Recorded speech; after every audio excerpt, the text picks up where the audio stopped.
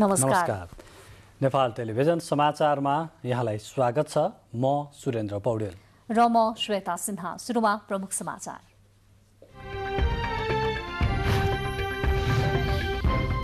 जनप्रतिनिधिले राजीनामा दिएर मात्र उम्मेद्वार बन्न पाउने निर्वाचन आचार संहिता विरुद्धको रिट सर्वोच्चद्वारा खारेज। अब उम्मेद्वार बन्न जनप्रतिनिधिले राजीनामा दिनै पर्ने। गभर्नर अधिकारीलाई हटाउने निर्णय तत्काल कार्यान्वयन नगर्न सर्वोच्च अदालतद्वारा अन्तरिम आदेश। वैशाख 13 गते दुवै पक्षलाई छलफलका लागि बोलाउन आदेश। स्थानीय तह निर्वाचनमा चुनावी तालमेलबारे सत्ता गठबन्धन बीच छलफल। महानगरपालिका र उपमहानगरपालिकाको सिट बाँडफाँडमा दलहरू सहमति नजिक। नेकपा एकीकृत समाजवादीद्वारा स्थानीय तह निर्वाचनको घोषणापत्र सार्वजनिक। लोकतन्त्र, राष्ट्रियता र जनजीविकाको अभियानमा निरन्तर अगाडि बढ्ने प्रतिबद्धता व्यक्त। रुसद्वारा युक्रेनको डोनबास शहर सहित पूर्वी क्षेत्र लक्षित गरी नयाँ आक्रमण सुरु। एकै रात 1000 बढी स्थानमा आक्रमण गरिएको रुसी भनाई। र गणेश मानसिंह स्मृति राष्ट्रिय बक्सिङ प्रतियोगिता काठमाडौँमा सुरु। 5 दिनसम्म चल्ने प्रतियोगितामा साका स्वर्णधारी खेलाडीहरूको पनि सहभागिता रहने।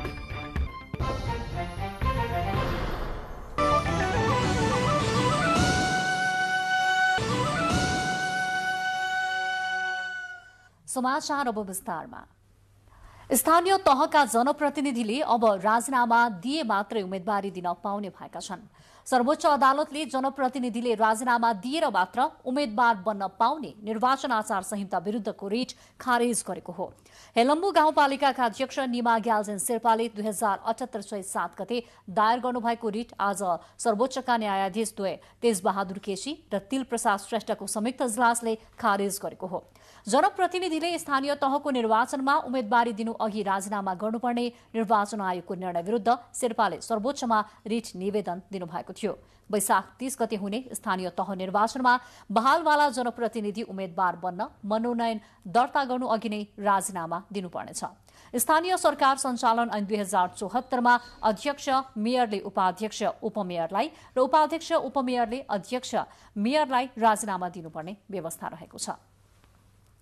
सर्वोच्च अदालतले नेपाल राष्ट्र ब्याङ्कका गभर्नर महाप्रसाद अधिकारीलाई हटाउने निर्णय तत्काल कार्यान्वयन नगर्न अन्तरिम आदेश दिएको छ।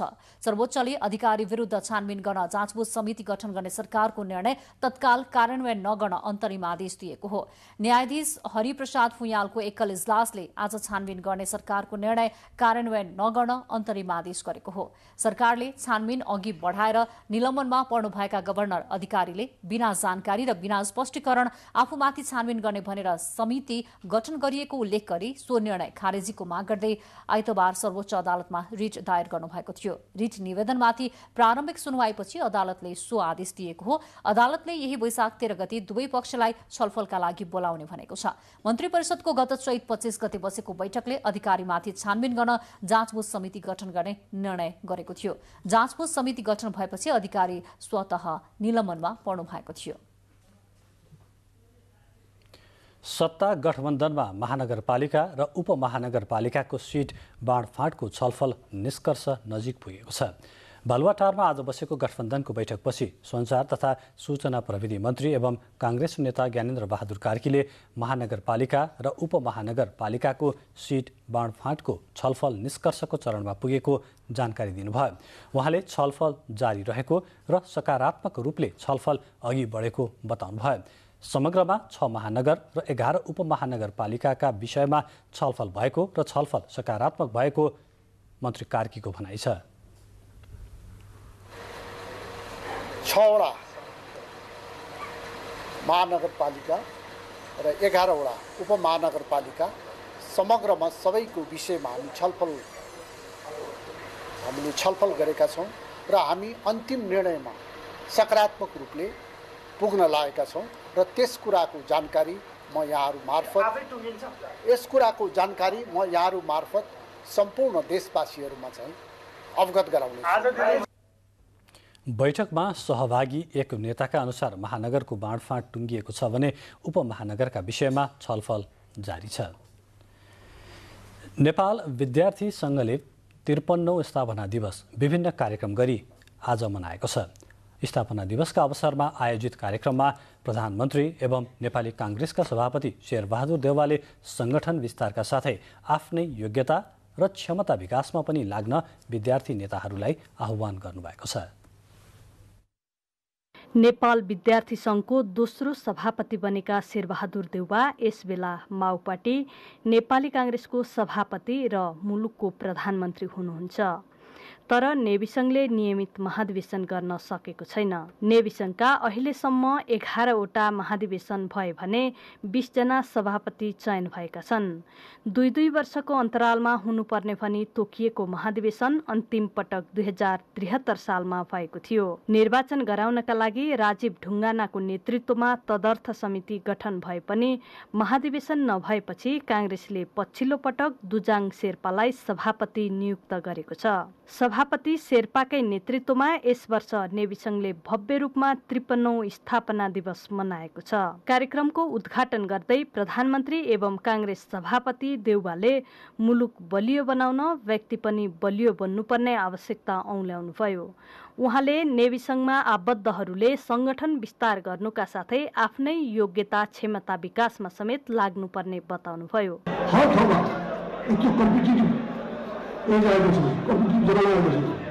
अत्यन्त प्रतिस्पर्धामा आएको छ। त्यसकारण चाहिँ पढाइमा पनि अब्बल, चुनावमा पनि अब्बल, सब ठाउँमा पनि अब्बल हुनु। भोलि मान्छे त भाव गर्नु, भोलि देश हाल्ने तयारी गर्नु सक्छ कि 10 वर्षको हो, 15 वर्षको हो, कहाँ आइसक्यो देश त। यहाँ त्यो त्यस्तो जिम्मेदारीका साथ काम गर्नुपर्छ हामीले। त्यसकारण सबै एकता हो, सबै कुरोलाई एकता हो। काङ्ग्रेस वरिष्ठ नेता रामचन्द्र पौडेलले केही बोल्न नसकेको बेला पनि आवाज उठाउने नेवी संघले लोकतन्त्रलाई सुदृढ बनाउन निरन्तर क्रियाशील भएर काम गर्नुपर्ने अवस्था आएको बताउनुभयो। नेपाली जनताको भाग्यमाथि खेलवाड गर्ने षड्यन्त्रहरू, नेपालको राष्ट्रिय एकता, नेपालको स्थायित्व, राजनीतिक स्थायित्व, नेपालमा सुशासन, नेपालमा प्रगति, नेपालको विकासका रोक्ने शक्तिहरू सबैको विरुद्ध सचल हुनुपर्ने, सतर्क हुनुपर्ने आवश्यकता छ। नेवी संघ सभापति शेर्पाले नेवी संघले संगठन मात्र नभई पार्टीलाई समेत दरिलो बनाउने गरी काम गरेर देखाउने बताउनुभयो। देशको भविष्यको निम्ति उहाँले तपाईको चाहिँ पञ्चायतको जुन र राणा शासनले लगाएको जुन तपाईको चाहिँ जुन काली लाकरमा जेलको चिसो छिडीमा बनेको संगठन हो नेपाल विद्यार्थी संघ। काङ्ग्रेसले चैत पहिलो साता शेर्पालाई सभापतिमा नियुक्त गरे पनि समितिमा अन्य सदस्य भने थप गरिएको छैन। विद्यार्थी नेताहरूले भने नेवी संघको महाधिवेशन तत्काल गर्न माग गरेका छन्। क्यामेरामा अनुप घिमिरेका साथ सलोजा दाहाल, काठमाडौँ। बाँकी समाचार अघि केही बेर विश्राम। अब बाँकी समाचार। स्थानीय तह निर्वाचन 2079 अब 24 दिन बाँकी छ। प्रस्तुत छ निर्वाचन विशेष।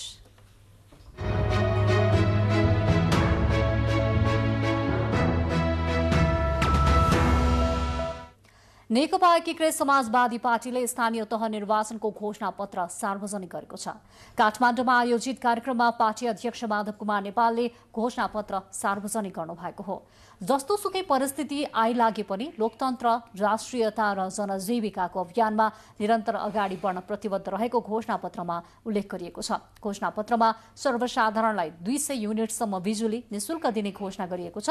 निर्वाचन घोषणा पत्रमा निशुल्क खानेपानी, हरेक पालिकामा सुविधा सम्पन्न पुस्तकालय, फोहोर बन्ने 6 मोहर, पानीका स्रोत संरक्षणका लागि विशेष योजना, द्वन्द्व पीडित राहत सहयोग कार्यक्रम, स्थानीय सरकारको बजेटको पहिलो प्राथमिकता स्वास्थ्य राख्ने उल्लेख गरिएको छ। सो अवसरमा नेकपा एकीकृत समाजवादीका अध्यक्ष नेपालले गठबन्धनभित्र सहमति खोज्ने र सहमति नभएका स्थानमा मित्रवत ढंगले प्रतिस्पर्धाका आधारमा जाने टुङ्गो लागेको उल्लेख गर्नुभयो।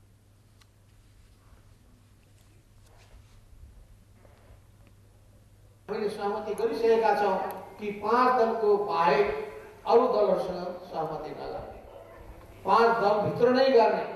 जतिमा सहमति भएको छ सहमतिको आधार, सहमति हुन सकेन भने मित्रतापूर्ण प्रतिस्पर्धाको आधार जाने भने पनि हामीले टुङ्गो लगाएका छौं। अध्यक्ष नेपालले जनमुखी स्थानीय सरकार विकास समृद्धिको आधार नाराका साथ घोषणापत्र सार्वजनिक भएको भन्दै जनताको विकासको चाहना र समृद्धिको बाटोमा अघि बढ्ने प्रतिबद्धता पनि व्यक्त गर्नु भएको छ।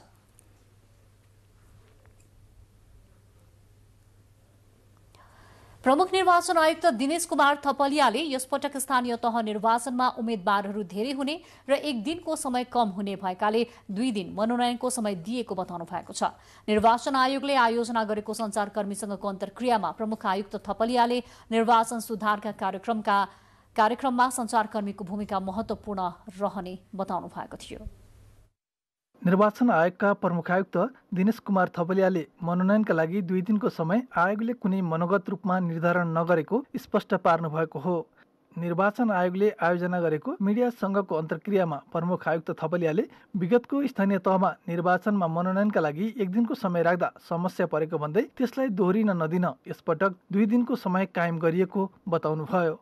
निर्वाचन सुधारका कार्ययोजनाहरू अघि सार्न स्थापित गर्न त्यति सहज नभएको अनुभव सुनाउँदै मुख्य आयुक्त थपलियाले निर्वाचनको निष्ठालाई कमजोर पार्ने र दूषित पार्ने प्रवृत्ति लोकतान्त्रिक हुन नसक्ने उल्लेख गर्नुभयो। निर्वाचनका सुधारका कार्यक्रमलाई प्रभावकारी रूपमा अघि बढाउन र निर्वाचन आचार संहिताको अनुगमन त्यसको पालनामा सञ्चार क्षेत्रको महत्त्वपूर्ण भूमिका हुने प्रमुख आयुक्त थपलियाको भनाइ छ।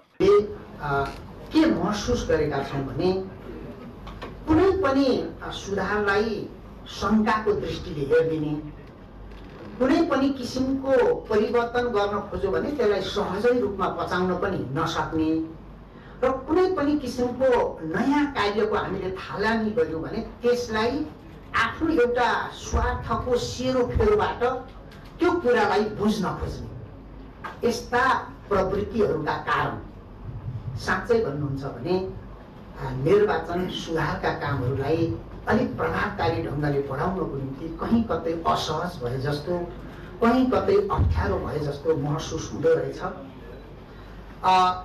कार्यक्रममा नेपाल प्रेस काउन्सिलका अध्यक्ष बालकृष्ण बस्नेतले निर्वाचन र पत्रकार आचार संहिताको सीमाभित्र रहेर निर्वाचनको पक्षमा माहौल बनाउनेतर्फ सञ्चार माध्यमले आफ्नो भूमिका निर्वाह गर्नुपर्ने बताउनुभयो। सामाजिक सञ्जाललाई चाहिँ अलि रचनात्मक किसिमले प्रयोग गरी निर्वाचनको पक्षमा माहौल ल्याउने किसिमले चाहिँ प्रयोग गर्नुपर्छ, सदुपयोग गर्नुपर्छ, दुरुपयोग गर्ने होइन। अहिले आफूलाई मन नपरेका विषयहरू, आफूलाई मन नपरेका कोही उम्मेदवार मानौँ अथवा कोही व्यक्तिलाई आफ्नो सञ्चार माध्यम मार्फत प्रहार गर्ने होइन, त्यसको दुरुपयोग गर्ने काम गर्यौँ भने सिङ्गो मिडिया समुदायमाथि नै प्रश्न उठ्छ।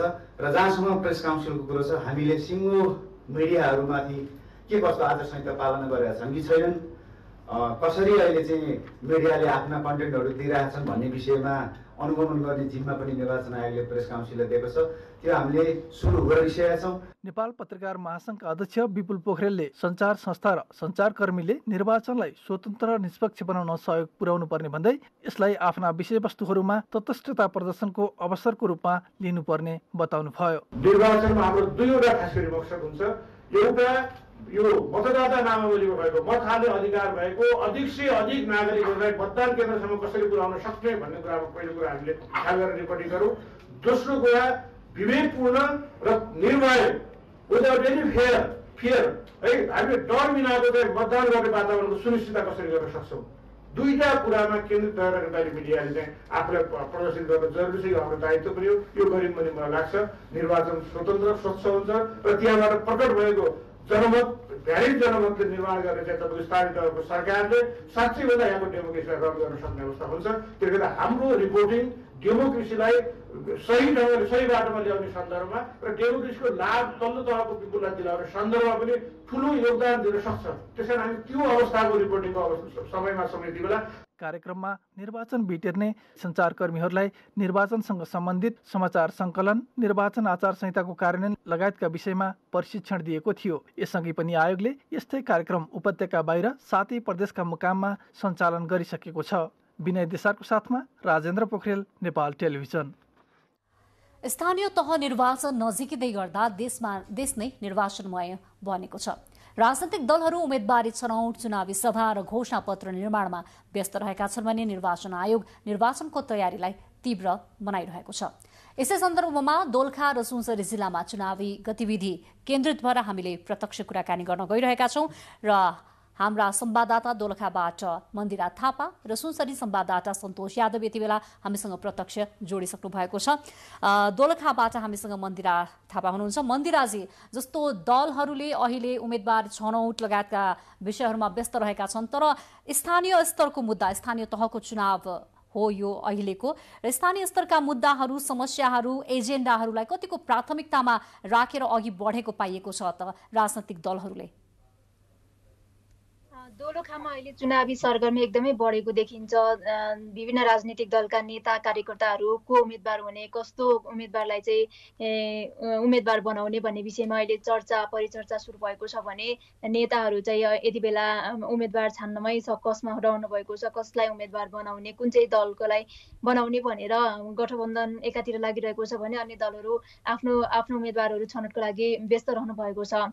तर विकास निर्माणको हिसाबले चाहिँ भन्ने हो भने मतदाताहरूले चाहिँ अझै पनि पूर्वाधार विकासका कामहरूलाईदेखि लिएर साना साना विकासका सडक निर्माण, विद्यालय, खानेपानी लगायतका कामहरूमा चाहिँ अझै पनि विकास हुन नसकेको कारणले गर्दाखेरि ती विकासका कामहरू चाहिँ अझै पनि स्थानीय स्तरमा नै प्राप्त हुन सकोस् भनेर चाहिँ उनीहरूले अझै पनि माग गरिरहेका छन् र त्यस्ता नेतृत्वलाई चाहिँ हामी भोट दिन तयार छौँ भनेर चाहिँ मतदाताहरूले भनिरहेको अवस्था छ। मन्दिराजी, तर दलका जो उम्मेदवार बन्छु भनेर हिँडिरहनु भएको छ वा राजनैतिक दल जो चुनावी प्रतिस्पर्धामा जानलाई तम तयार हुनुहुन्छ, उहाँहरूले यी यस्ता विषयलाई कति महत्त्व अहिलेसम्म दिएका छन् त?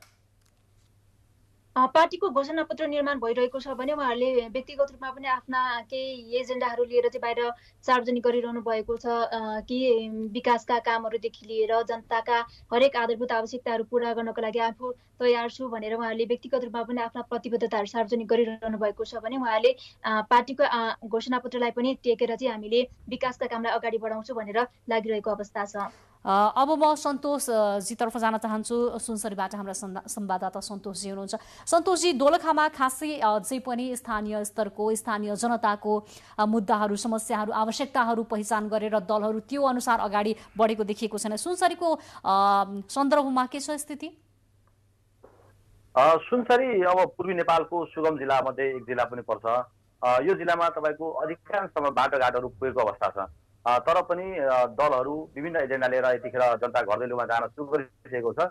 तथापि यतिखेर स्थानीय तहमा विभिन्न पार्टीहरूले आफ्नो उम्मेदवारहरू तय गरिसकेको अवस्था छैन, सिफारिस मात्रै गरेको छ। तर पनि विभिन्न पार्टीहरू चाहिँ ठुला पार्टीदेखि लिएर साना साना दलहरूले पनि विकासको एजेन्डा लिएर यतिखेर गाउँघरमा बैठक गर्ने, छलफल गर्ने जस्ता कामहरू यतिखेर अगाडि बढाएको छ। हजुर सन्तोषजी, त्यसो भए बैठकहरू भइरहेछन्, तर अझ पनि यस्तै किसिमको र स्थानीय जनताको आवश्यकता यही हो भनेर दलहरूले वा उम्मेदवार जो इच्छुक छन् उनीहरूले चाहिँ निर्क्योल गरेर अघि बढेको अवस्था छैन? छैन। जस्तै अब अहिले पनि विभिन्न दलहरूले गाउँमा टोटल कमिटी गठन गर्ने अनि अब चुनावमा हुमिसकेको अवस्था छ, नि कडा प्रतिस्पर्धा रूपमा हुमेको अवस्था छ। तर पनि सुनसरी जिल्लामा अघि पनि मैले यहाँ हजुरलाई भने सुनसरी जिल्ला सुगम जिल्ला पनि हो। अधिकांश यहाँ पालिकाहरूमा, स्थानीय सहरमा चाहिँ बाटाघाटा, खानेपानीहरू, बिलहरू पुगेको अवस्था छ। तर पनि दलहरूले यतिखेर चाहिँ विभिन्न एजेन्डाहरू अगाडि सारेको, जस्तै अब शिक्षाका कुराहरू, स्वास्थ्यका कुराहरू, मूल मुद्दाको रूपमा यतिखेर दलहरूले अगाडि सारेको छ। हजुर मन्दिराजी, अब निर्वाचन आउनका लागि 3 हप्ता र केही दिन मात्रै बाँकी छ।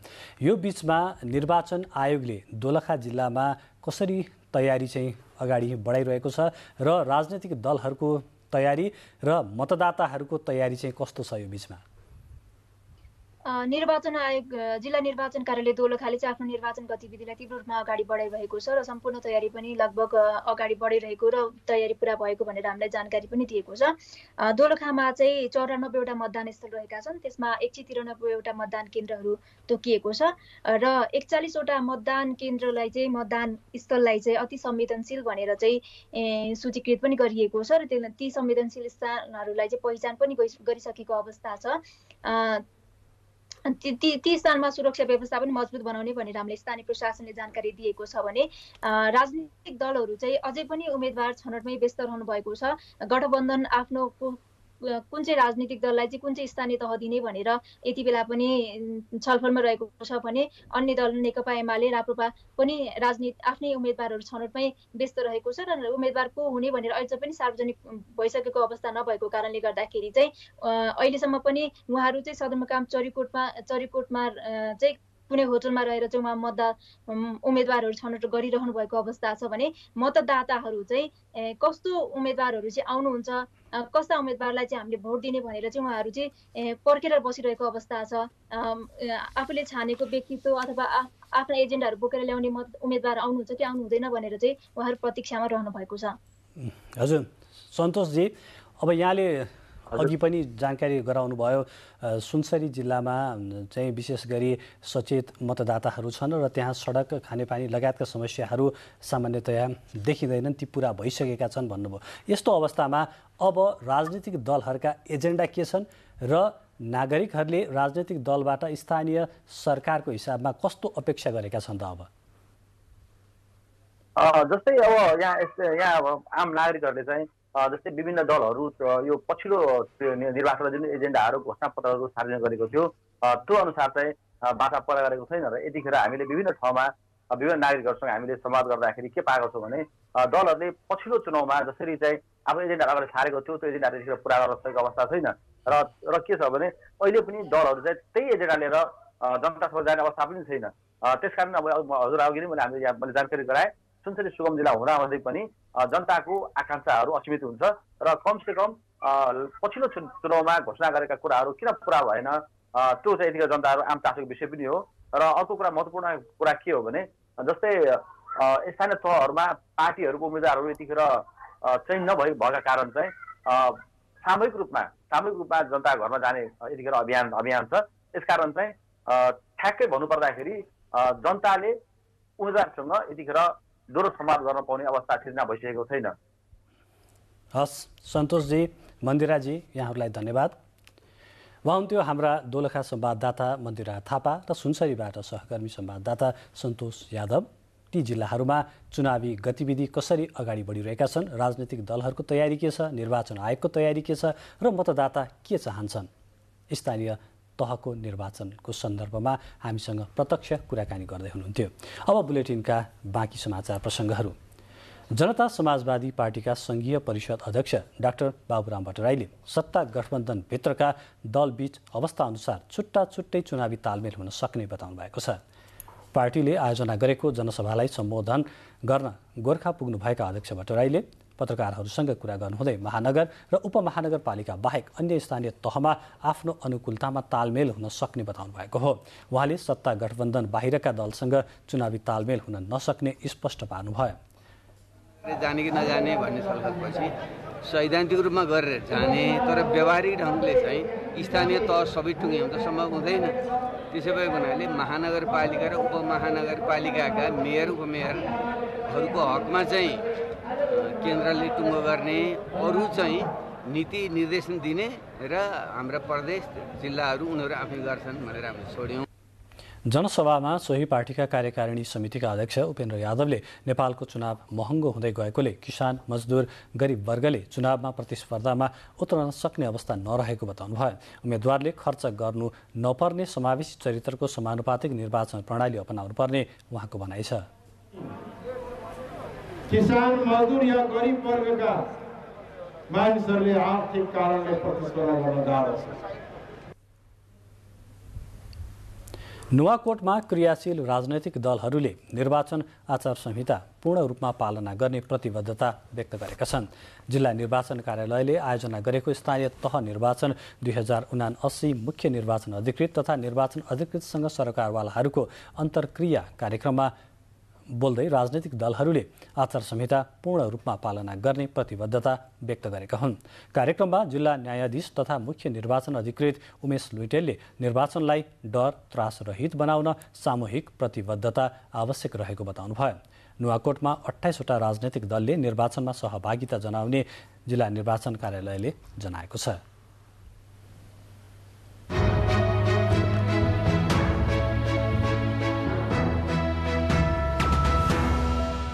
बुलेटिनमा अब फेरि केही बेर विश्रामको पालो, त्यसपछि बाँकी समाचार। अब बाँकी समाचार। सभामुख अग्निप्रसाद सापकोटाले संसदको सचेत पहलकदमीले गुणस्तरीय कानून निर्माणमा विशिष्ट भूमिका खेल्ने बताउनु भएको छ। लुम्बिनी प्रदेश सभाको आयोजनामा लुम्बिनीमा आयोजित अन्तर्व्यवस्थापिका अन्तर्क्रिया कार्यक्रमको उद्घाटन सत्रलाई सम्बोधन गर्दै सभामुख सापकोटाले गुणस्तरीय कानून बनाउन संसदको भूमिका विशिष्ट रहने बताउनु भएको हो। कानून निर्माण गर्दा थुप्रै छिद्रहरू रहने र तिनै छिद्रहरूमा खेल्दै कानूनको आफू खुसी व्याख्या गर्ने कार्यले बदमाशहरूले जनतालाई दुःख दिने र सीमित वर्ग एवं शक्तिले फाइदा उठाउने गरेको सभामुख सापकोटाले बताउनुभयो।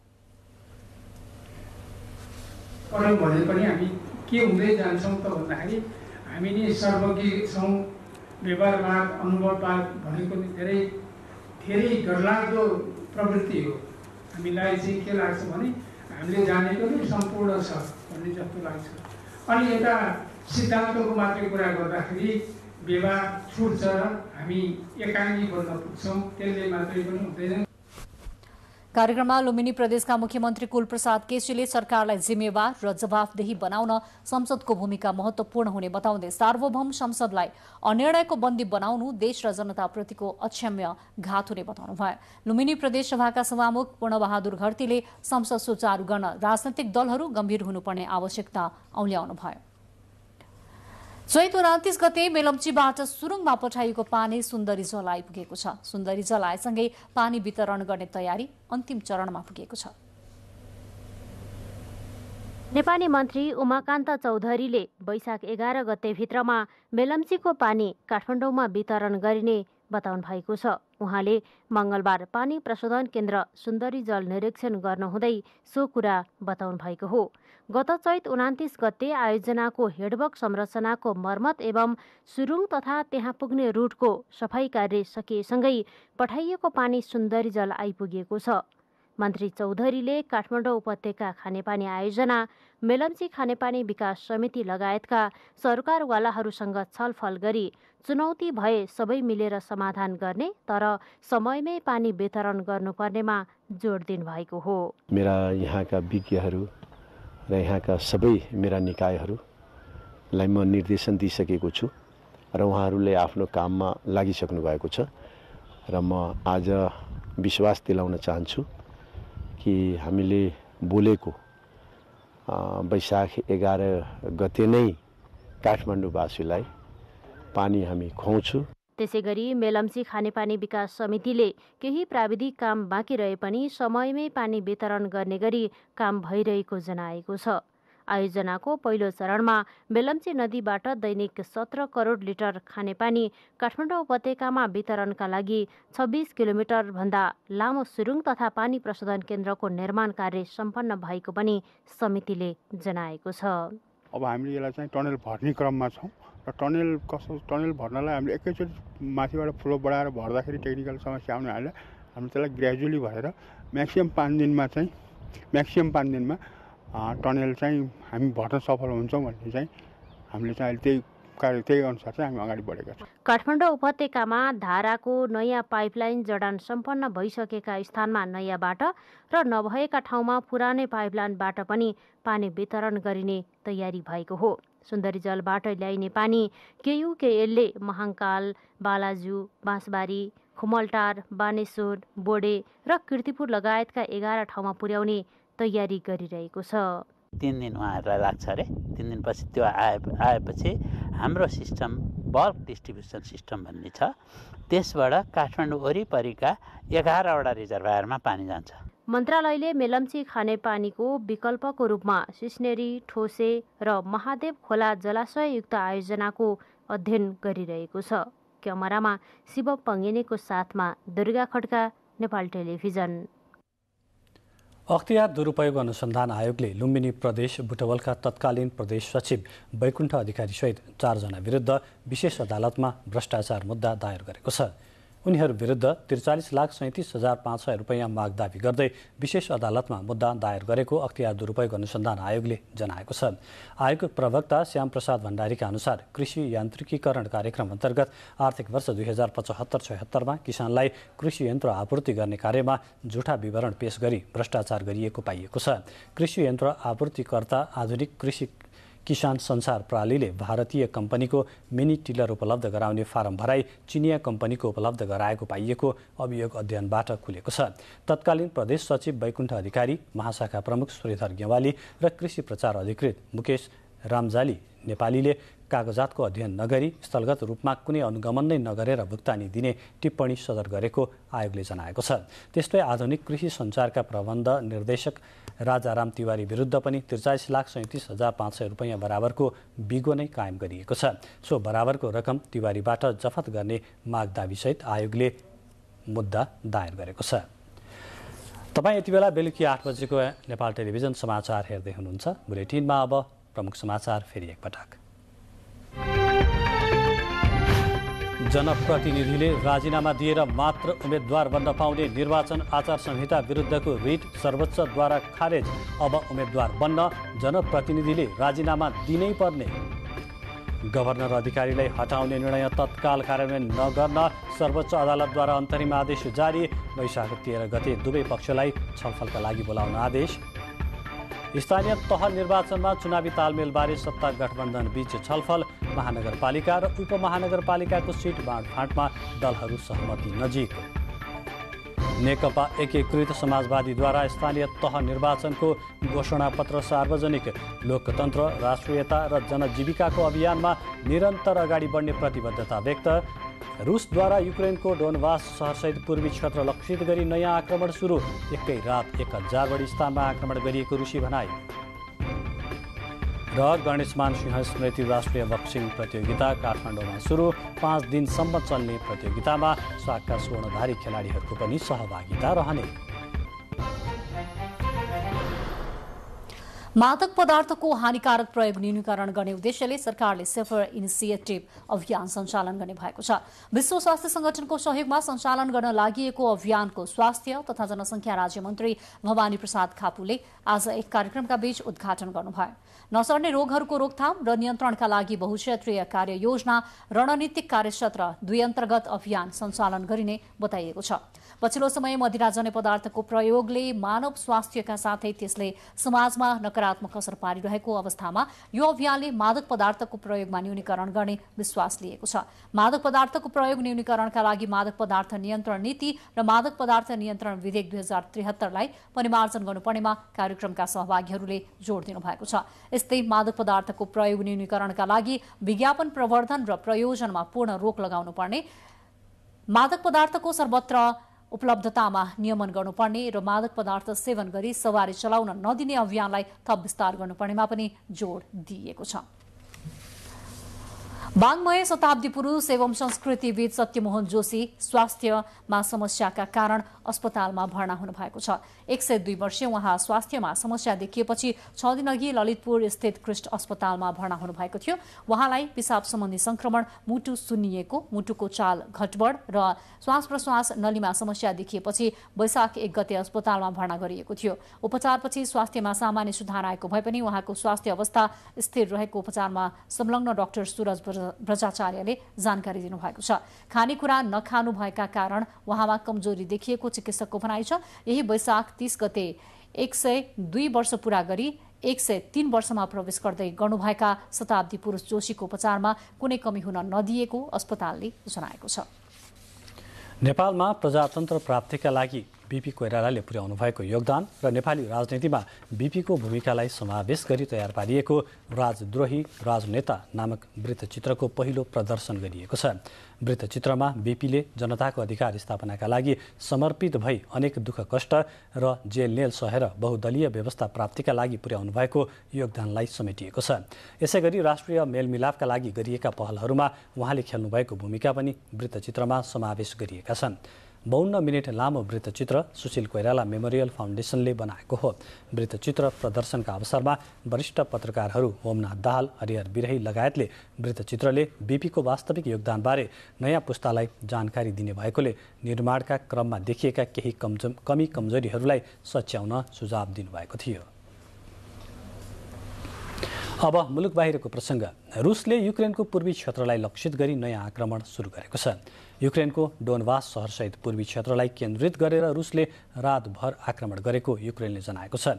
रुसी रक्षा मन्त्रालयका अधिकारीले पनि एकै रात युक्रेनको पूर्वी क्षेत्रको 1000 बढी स्थानहरूमा बमबारीसँगै आक्रमण गरिएको बताएको एपी समाचार संस्थाले उल्लेख गरेको छ। युक्रेनमा राष्ट्रपति भोलोदिमिर जेलेन्स्कीले रुसले पूर्वी क्षेत्रमा आक्रमणको तयारी गरिरहेको बताए लगत्तै रुसको आक्रमण सुरु भएको हो। गए राति मात्रै रुसले 1000 बढी स्थानमा बमबारी गरेको छ। पूर्वी क्षेत्रसँगै रुसी सेनाले युक्रेनको लिभ, मरिपोल, खार्किभ लगायत क्षेत्रहरूमा पनि आक्रमणलाई निरन्तर जारी राखेको छ। यसै बीचमा अमेरिकाले रुसमाथिको प्रतिबन्ध थप गर्ने तयारी गरेको छ। व्हाइट हाउसका प्रवक्ताले प्रतिबन्धलाई लम्ब्याउने तयारी भइरहेको बताएकी हुन्। बाँकी समाचार अघि छोटो विश्राम।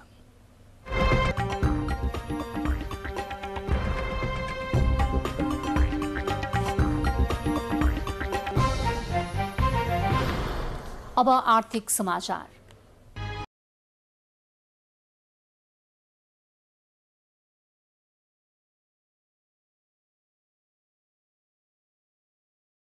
नेपाल राष्ट्र ब्याङ्कले विदेशी विनिमय सञ्चित दबावमा रहेको बताएको छ। तर पछिल्लो समय राष्ट्र ब्याङ्कले केही वस्तुको आयातमा रोक लगाउँदा 6.7 महिनाको लागि विदेशी विनिमय सञ्चित रहेको जनाएको हो। नेपाल राष्ट्र बैंकले 6.7 महिनाको लागि वस्तु तथा सेवा आयात गर्न सकिने विदेशी विनिमय सञ्चित रहेको जनाएको छ। हाल राष्ट्र बैंकसँग 9 अर्ब 58 करोड विदेशी विनिमय सञ्चित रहेको छ। राष्ट्र बैंकका अनुसार चालु आर्थिक वर्षको असाढ मसान्तसम्म 13 खर्ब 79 अर्ब 3 करोड रुपैयाँ बराबर रहेको कुल विदेशी विनिमय सञ्चित फागुन मसान्तमा 11 खर्ब 71 अर्ब रुपैयाँ कायम रहेको थियो। केही वस्तुको आयातमा कडाई गर्दा तथा रेमिटेन्स नियमित आउने गरेकाले विदेशी विनिमय सञ्चित दबावमा रहे पनि व्यवस्थापन गर्न सकिने राष्ट्र बैंकको भनाइ छ। उच्च आयात विस्तार जुन भयो यो आर्थिक वर्षका सुरुका महिनाहरूमा, त्यसको कारणले गर्दाखेरि विदेशी विनिमय सञ्चितमा केही दबाव छ। तथापि पछिल्लो समय जसरी केही विप्रेषण आप्रवाहमा सुधार देखिएको छ, जस्तो फागुन महिनामा 91 अर्ब विप्रेषण आप्रवाह अर्थात् रेमिट्यान्स भित्रिएको देखिन्छ। यो गतिमा विप्रेषण आप्रवाहमा केही सुधार हुँदै गयो र आयात विस्तार जुन हिसाबबाट भएको थियो त्यसलाई हामीले नियन्त्रण गर्न विभिन्न उपायहरू अपनाएका छौँ। त्यो आयातलाई थप केही नियन्त्रण गर्न सक्यौँ र विशेष गरी सवारी साधन लगायतका वस्तुहरू जसको आयात हामीले केही समयसम्म रोक्न सक्छौँ, त्यस्ता आयातहरूलाई केही समयसम्म रोक्नुपर्ने आवश्यकता पनि छ। त्यसलाई रोक्न सक्यौँ भने विदेशी विनिमय सञ्चितको दबावलाई हामी व्यवस्थापन गर्न सक्छौँ। विदेशी विनिमय सञ्चित चालु आर्थिक वर्षको फागुन मसान्तमा आइपुग्दा 18.5% कमी आई 9 अर्ब 58 करोड डलर कायम रहेको हो। कुल विदेशी विनिमय सञ्चित मध्ये नेपाल राष्ट्र बैंकमा रहेको सञ्चित 2078 असार मसान्तमा 12 खर्ब 44 अर्ब 63 करोड रुपैयाँ रहेकोमा फागुन मसान्तमा 18.2% कमी आई 10 खर्ब 18 अर्ब 5 करोड रुपैयाँ कायम रहेको थियो। राष्ट्र बैंक